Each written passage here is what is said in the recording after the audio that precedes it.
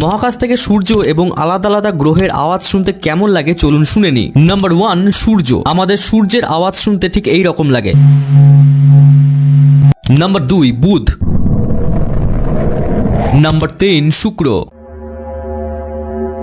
Number 4, পৃথিবী। আমাদের পৃথিবীর আওয়াজ মহাকাশ থেকে শুনতে ঠিক এই রকম লাগে। আর যখন পৃথিবীতে বিদ্যুৎ চমকায় তখন আওয়াজটা শুনতে আবার এই রকম ধরনের লাগে। নাম্বার 5, মঙ্গল।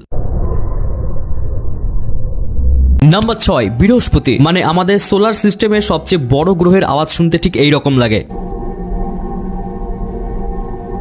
নাম্বার 7, শনি। Number 8, Uranus. Number 9, Neptune. এবং সবার শেষে শুনুন ব্ল্যাক হোলের আওয়াজ কেমন হয়।